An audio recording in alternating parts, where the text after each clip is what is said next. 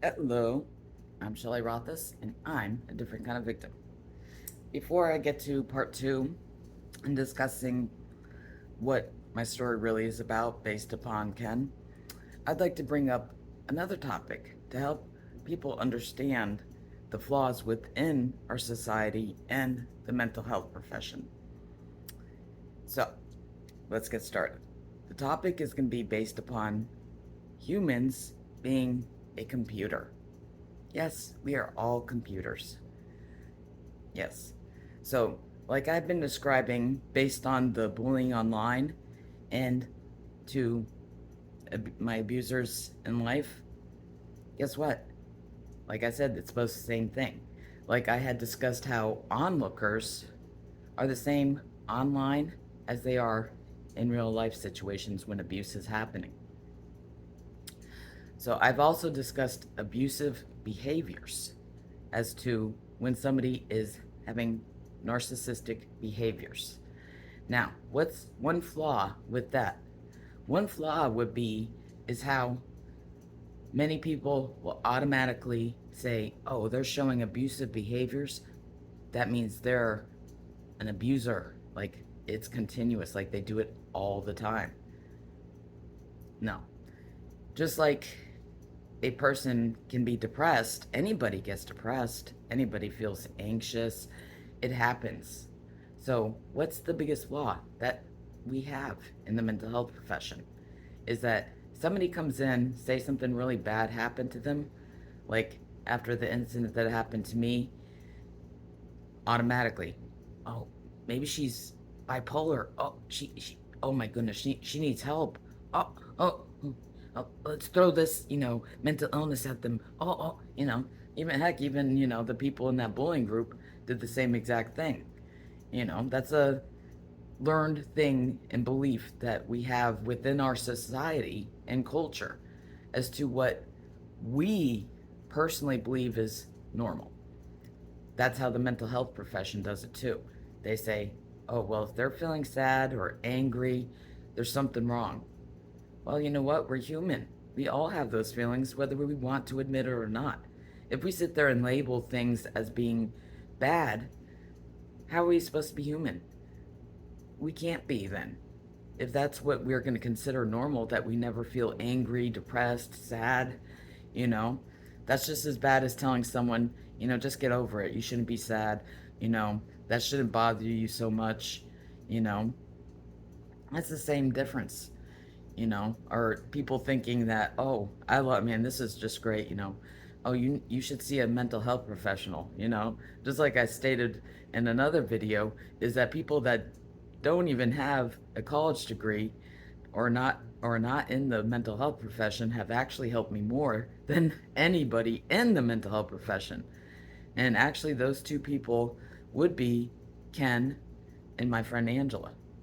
Those two people helped me the most in my life as for guiding me to what is right and wrong and what I need to do in order to improve myself as to what I want to be in my life.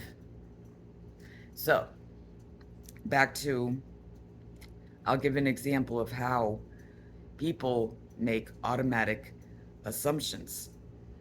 So, the incident where Ken had gone into my group and humiliated me in front of my friends. Now, somebody who is in the mental health profession had automatically assumed that this was in a cycle that happened all the time between me and that person. The first thing they said, it's almost like throwing out those, mental illnesses, like, oh, when they come in, the client, boom, boom, oh, they have PTSD, they have, bipolar, manic depression, you know. Right away, this person stated, abusers always return to the scene of the crime, trauma bonds are real. Well, you know what? That's just an assumption because this person, were they in conversations between me and that person? No. Has this person shown those same abuse behaviors in the past? No. They never spoke to me like that in the past. So for one to make that type of assumption is actually, you know, insulting to the victim of that incident. It's saying, well, this happened before, and making them feel shameful as though, they tolerated it over and over again. You know, just making that assumption was insulting to me because this person never talked to me like that before. It's also insulting to that person that did it to me because it's stating that, yeah, they're definitely an abuser. Do I think that Ken is an abuser? No, I don't think it's a regular pattern. I can't say if he is or not. See, that's where the mental health profession gets things wrong. They automatically throw out those, mental illnesses that you can't even blood test. It's just a personal opinion, a guess, because just like I said, that DSM 5, or whatever it's going to change to next, is just a book that was made by, oh, wait for it, humans. That's right. So, yeah, trauma bonds are real. Um, I didn't go back to an abuser, and I haven't spoken to that person after that incident happened. I mean, if I did, then yeah, so what? But I see the wrong that happened and the abusive behaviors that happened, and I realized that it was wrong. And that's not something I would, should tolerate, you know. But, this person themselves have been in abusive relationships. And, they still talk to certain people that were abusive to them. So now let's talk about when we automatically assume somebody is an abuser, as to why we would say that. Because we see abusive behaviors, we think, oh, they're definitely an abuser. You know, there's many types of abusive behaviors that can be seen as abusive behaviors. It's whether or not it's continuous, that they do it on a regular basis, meaning just like a sexual offender is somebody who craves that power and control over people. So they regularly seek out victims, or a certain victim. They have a certain victim. And when they say that they plan it, that's exactly right. That's going to be another topic based on trust and abuse as for the victim and why they stay and how that works out and everything. So, back to throwing out seeing somebody as an abuser. Now, as for the bullying incident, who do I see as a regular cycle of as an abuser? That would be the cult leader Booty Lube William, because his abusive behaviors were regular constantly, no matter who he was around or with. As for Ken, was his behaviors continuous? No. Like I said, he mainly was different when he was under the hood of the cult leader. Was he always that way to me? No. Did he always show that? No. Only when he was under the hood. Do I know if that's going to change? If he's ever going to change and go back? No, I don't know that. So that's why I can't label him as a continuous abuser. Someone like Shitsula Jennifer, I could say, yes, hers is more continuous. But is she the leader type where she'll do it all the time? No, she doesn't have that in her. That's where, just like my father needs that ringleader in order to continue. Do I think that he'd be able to be as good of an abuser as he is without that ringleader? No. He wouldn't have it in him to do it and be as good as he is. That's exactly what Pooty Lube William is in that group. So without him there, Shitsula would drop. Because even I noticed that. Whenever bullying incidents happened, if he wasn't there, she'd drop right out and stop the abuse, the abusive behaviors that she was doing. Because she needed that head to give her the oomph, power. Like I said, that catnip. That's exactly what Ken needed was that catnip. He's in that group, that hate group, conjuring up, because like I said, you choose to be an asshole, and even adults, they do it for fun. It's the excitement, that thrill of getting that little catnip power. You know, he brought up, oh well, yeah, she was sharing my address. He automatically believed it. Yeah, she's sharing my address. Oh, I'm so mad. I'm raging. You know, and went along with it. And the group, gave him the little catnip. Oh, Ken, you deserve better than that. Gave him the, little pity party. And he crawled in there and took that little pity party, the catnip. Yeah, you should be mad at her. I'm going to get revenge. You know, and ran into my group and humiliated me. You know, I mean, see, that was a choice. If he was taking his own words of wisdom, he would have stopped and thought, what's really going on here? I think I'm going to talk to Shelley and see what is happening before I make a move. And actually, even though there was more people, see, the victim is usually alone. In that case, I was still alone. And it's easier when there's a lot more people. See, that's where cult clans have the upper hand in abuse, is because just like my parents, society puts them up there above their children. And they're seen as always being right. That's exactly where the cult leader is. He has all those people. He has the cult leader assistant, clan members, followers, onlookers. The victim's down there. So it's always easier when there's more people, just like having a jury or even witnesses to a crime. What if all those people didn't like that person, that they were the witness of a crime, and they all knew that one person and they all didn't like them, and they just went along with everybody else saying, yeah, that person did it, even though they know that person didn't do it, or they aren't even sure if they really did it. They're going to go along just because that, their feelings about that person, saying, yeah, I don't like them, so yeah. And they're guilty. It's just, that's the same exact thing, you know. So as we can see, that many people will throw out, labels on people based on behaviors that they're seeing at that time. Just like with the mental health profession, people say, oh well, you need help from a professional. It was a professional that threw out the, trauma bonds and abuser and scene of crime.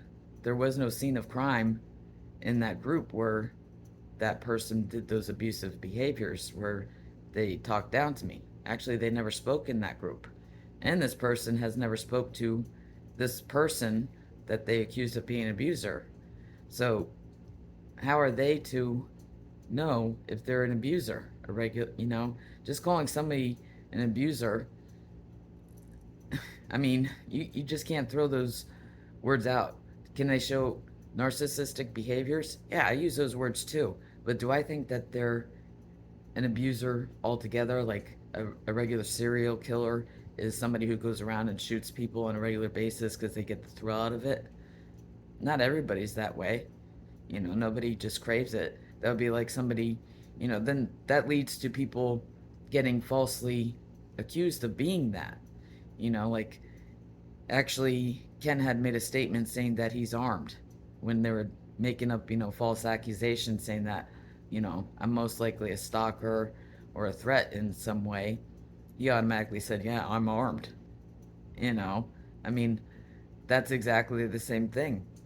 Just because somebody said, well, this is odd behavior. And this happens to be, again, a mental health professional, that has a degree in mental health. Yeah, okay.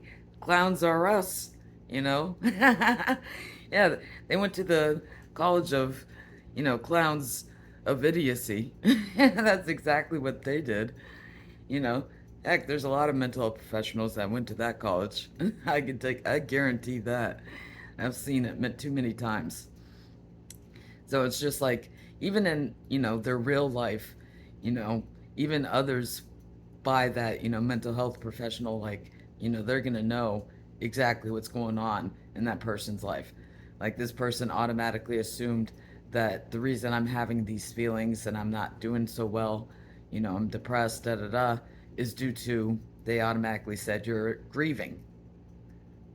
What? I just had a bad experience. Somebody that I had trusted for the first time in my life broke that trust. That's not grieving. Grieving would be, they're referring to, like, grieving the loss of my father. That's not what I was going through at that time. They just made that assumption. One time with the same person, even in, their marriage, you know, their partner may even see them as being the know-it-all just because they have a mental health degree, you know. So when I'm in a relationship with anybody, including a partner, I guess that I should wear this. Oh, I know everything. So I'm the leader of the relationship because I know everything because I have a mental health degree. I don't think so. I mean, literally, I was talking to somebody's partner, and it was just based on, getting their own personal opinion. And right away they said, well, my wife is the one that has a mental health degree, so I think you need to talk to them. What?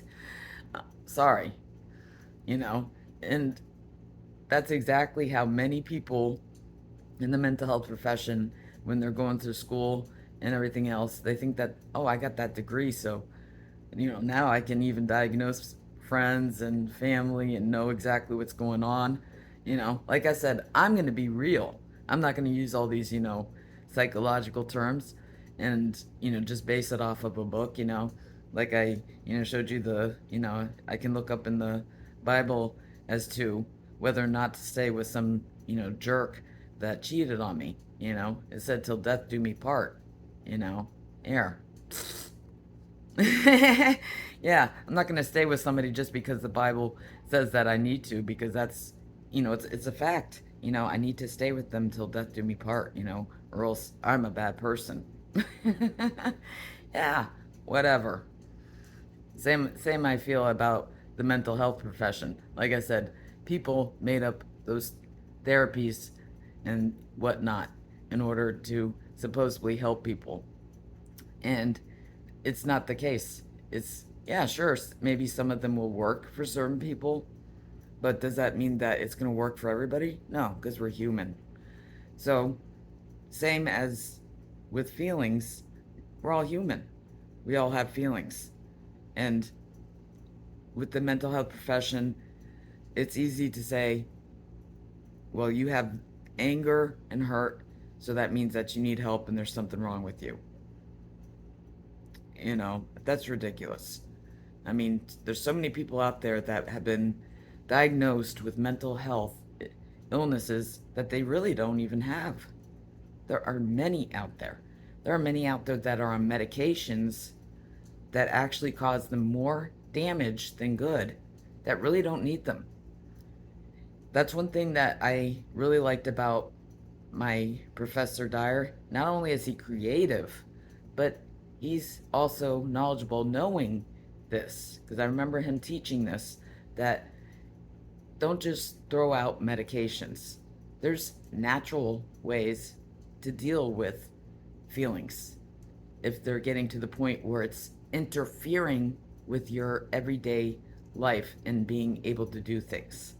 For him, it was exercise, and that was his way, for himself. But he knows other ways that may work for others. See, that's another thing.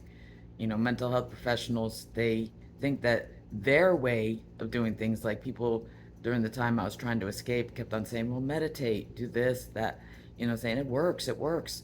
You know what? I've tried meditation, I've tried certain things that people kept on telling me to do that really didn't work for me. Now, when I was teaching my style to others, I let them know that It works for me, but you're going to have to find something that works for you. My advice was do something that helps you, but it doesn't feel like a job. Because the way I did it, and it helped with my anxiety during the time, was I would do breathing exercises and I would walk fast and all that stuff. That helped me because it made it not like a job and it was actually fun to do and it helped me a whole lot. So, what works for one may not work for another because people actually asked me to give them videos of how to do it. You could try it. Do I guarantee that it will work for another person? No, I don't. But it may. So that's why I did it for them. And I even let them know that they could try it. But if it doesn't work, it doesn't work. They're going to have to find another way that works for them, not me. So, to wrap it up, we are all humans. Just like people say that, online is different from real life, that's not true. Because online, a person can be the same as they are in real life. We're all computers. We're all behind that computer eating our Cheetos. We don't know who a person really is. We don't know what they're feeling. You know, everything that we do in real life and all those words that come out of our mouths and our behaviors are the same thing as those people online on social media. We don't know a person, even if we've known them for, a long time. People can show their true colors or even change in time, even after years of knowing them. But we all have feelings and we all, show different types of abusive behaviors, whether we want to admit it or not. So, just like feelings, that doesn't necessarily mean that that person has issues as to where it's continuous and that they need, drugs like it's something built in their brain because there is no actual blood test, like I said, for mental illnesses. Same with labeling somebody as, an abuser. You can't just automatically say, yeah, they're an abuser because they showed these abusive behaviors. Is it continuous? That's what is where you would see if it's actually continuous. Like my 3 abusers in real life, yes, it was continuous. So, yes, they are labeled as what I would see as abusers because their cycle was continuous throughout most of my life.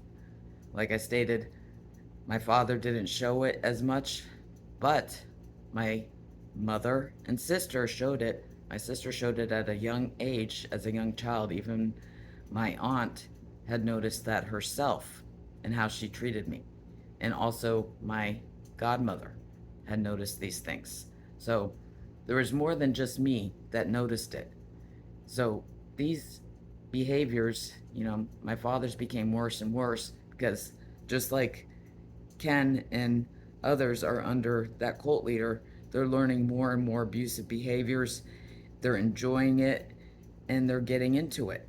But are all of those people underneath that cult leader what I would consider to be a regular abuser? No, not all of them. No. And so that would be very untrue because, like I said, we're all human. We all show abusive behaviors here and there in our life. But does that mean we're an abuser? I show abusive behaviors. I do them myself. I could call somebody a no good bitch or a pussy ass coward just at the top of my head if they're, upset me. You know what? That's considered abusive behavior. That's right. So, abuse, being considered an abuser, you would have to actually do it continuously as where you're intentionally doing it to harm someone as though you enjoy it and you want to do it constantly throughout all of your life.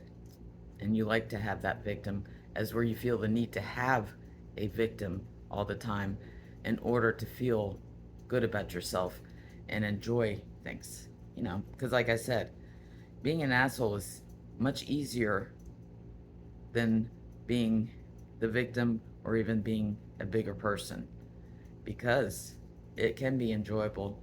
Just like I said with sloppy hypocritical ageism, same thing. There's even adult assholes. Heck, we all can be assholes. We all make that choice. We're all assholes. We're human. But we make that choice to be that asshole. As I showed with Ken, he knows better. We all know better, and there's no excuse for it. But what makes the difference as being a good person and a bigger person, that would be stepping up and owning up to those behaviors that are wrong. That's what makes the difference. So, again, we're all human. We're basically a computer. Just like on social media, we're just a computer. And we're all typing out our own junk all the time. But we make a choice to do it. We can't just label somebody as something just like that. That's where a huge problem and flaw within our society and the mental health field. So, I'm Shelley Rothus, and I'm a different kind of victim. See you next time.